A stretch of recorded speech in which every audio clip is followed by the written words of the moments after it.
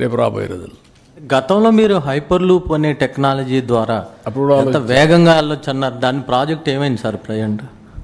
ఈ మధ్య కూడా చూస్తున్నా అప్పుడు పేపర్లో హైపర్ లూప్ ఉందని, కానీ ఇంకా రాలా. అవన్నీ కూడా మనకు కాస్ట్ ఎఫెక్టివ్గా బ్రేక్ త్రూస్ రాలా.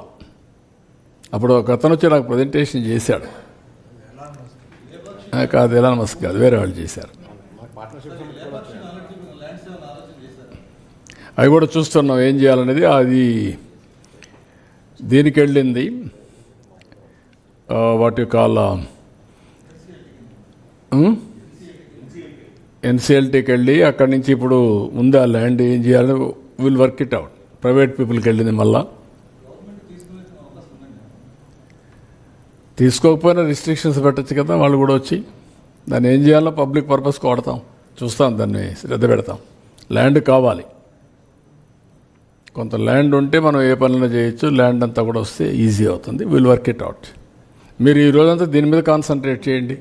మీరంతా అటు ఇటు డీవియేట్ అయ్యారనుకోండి, అసలు సబ్జెక్ట్ దీని మీద నేను మిమ్మల్ని పిలిచిందే మీరు దీన్ని డైజెస్ట్ చేసుకోవడానికి, మీరు రాసే దాని మీద ప్రజలను ప్రభావితం చేయడానికి మిమ్మల్ని పిలిచాను. నేను నేరుగా చెప్తే తప్ప ఇది అర్థం కాదు చాలామందికి. సరే, ఇప్పుడు ఈ వరికపూడిశిల ప్రాజెక్ట్ కూడా ఇందులో ఏమైనా కవర్ అయ్యేటువంటి అవకాశం ఉంది? వరికపూడిశిల అది వేరే, అది సెపరేట్. అది ఎట్లా చేస్తాం, అది సెపరేట్ ప్రాజెక్ట్. నేను అది పంపించమంటాను. ఇప్పుడు ఇచ్చినటువంటి పవర్ పాయింట్ ప్రజెంటేషన్ ఇస్తాం. మీకు ఏ డీటెయిల్స్ కావాలన్నా మా డిపార్ట్మెంట్ వెళ్ళాం, they will give you all the details.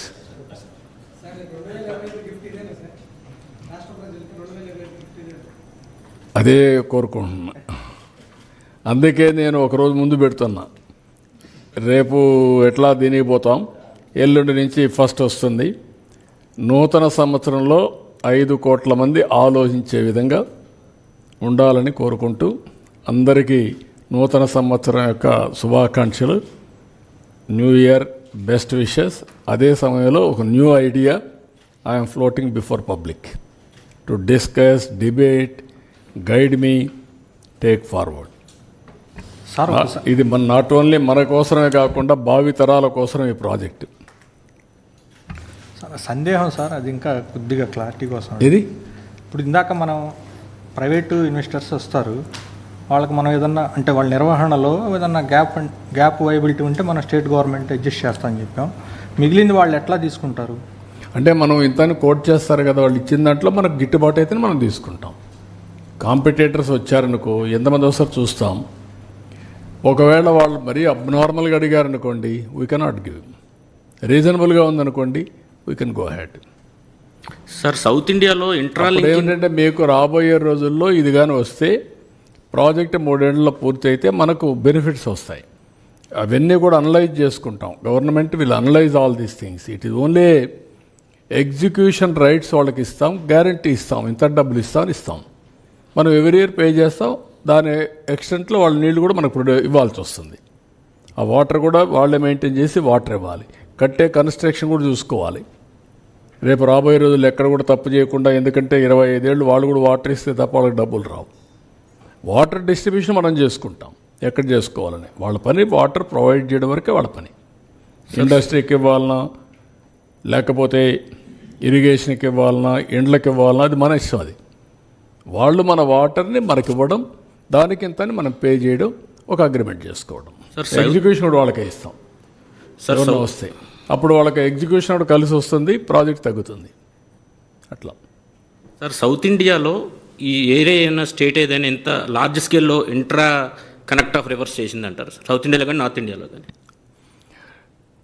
North ఇండియాలో రాజస్థాన్లో ఒక కాలువ చేశారు, ఒక కెనాల్ చేశారు. అది 20,000, 25,000 కోట్లు, 30,000 కోట్లు చేశారు ఒకటే. కానీ ఇంట్రా రివర్స్ కొన్ని చేశారు, కానీ ఇంత పెద్ద ప్రాజెక్టులు ఎక్కడ చేసింది నాకు అనిపించదు. చిన్నవి చేశారు. ఇది కొంచెం నెక్స్ట్ లెవెల్.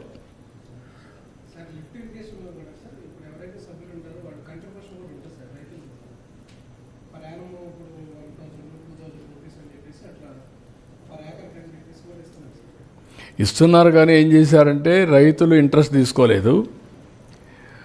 డిపార్ట్మెంట్ కూడా డీఫంక్ట్ అయింది. దానివల్ల ఏమైందంటే అన్ని లిఫ్ట్ ఇరిగేషన్లు అన్నీ డీఫంక్ట్ అయిపోయినాయి.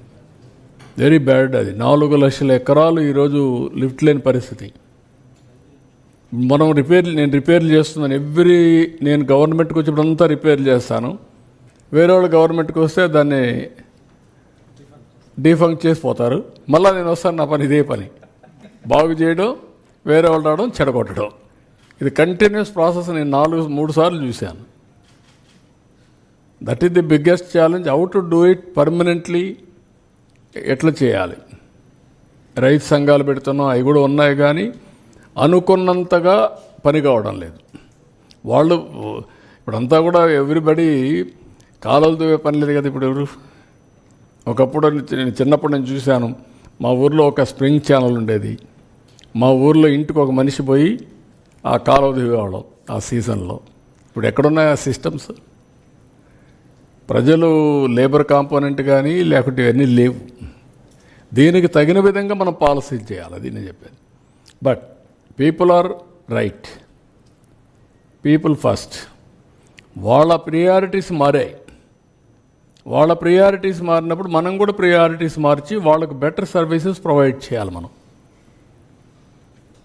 ఇప్పుడు మేము సాగునీటి సంఘాలు పెట్టినా వాటర్ మేనేజ్మెంట్ చేస్తే తప్ప వాటర్ని మళ్ళీ కాలువలు తోమంటే వాళ్ళు కూడా తోవిచ్చే పరిస్థితిలో ఉంటారు, లేనిపోయినట్టు వస్తూ ఉంటాయి.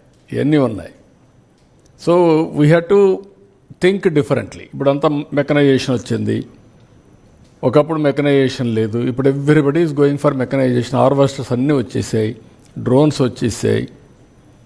ఖర్చు తగ్గించి రైతులకి ఇన్ని చేసినా కూడా ఒక్కొక్కసారి రైతులు బాధాకరమై చూస్తే కొంతమంది వేరియస్ కారణాల వల్ల అప్పులు అవుతున్నాయి.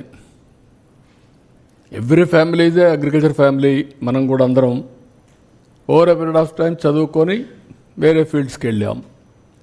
కానీ ఆ చదువుకున్నప్పుడు అగ్రికల్చర్లో వచ్చే ఇన్కమ్ అగ్రికల్చర్ సస్టైన్ చేయాలి. అదే సమయంలో అదర్ ఎక్స్పెండిచర్ ఖర్చు పెట్టి పైకి రావాలి. ఒక్కొక్కసారి ఎక్కువ ఖర్చు పెట్టి తక్కువ రిటర్న్స్ వస్తే ప్రాబ్లమ్స్ వస్తున్నాయి. అక్కడ అగ్రికల్చర్లో కూడా వాళ్ళకి డబ్బులు మిగిలే పరిస్థితి రాకపోతే అప్పుల పాలవుతున్నారు. This is where I have to work it out. దాన్నే సీరియస్గా ఆలోచిస్తున్నా. How to make them to get some profit. ఇండియాలోనే హైయెస్ట్ డెట్ ఉండే రాష్ట్రం ఆంధ్రప్రదేశ్ రాష్ట్రం రైతుల్లో. ఎందుకు జరిగింది, లేకుంటే ఎక్కడ అగ్రికల్చర్ రెమ్యూనరేట్ లేకుండా పోయింది, అవన్నీ కూడా అనలైజ్ చేసి దీనిపైన కూడా నేను చాలా సీరియస్గా ఆలోచిస్తున్నా. How to save farmer. It is matter of time. మళ్ళీ ఇంకొకసారి డిస్కస్ చేద్దాం అన్ని. దిస్ ఈజ్ టుడే మెయిన్గా తెలుగు తల్లికి జలహారతి. That is my life ambition, that is my life goal.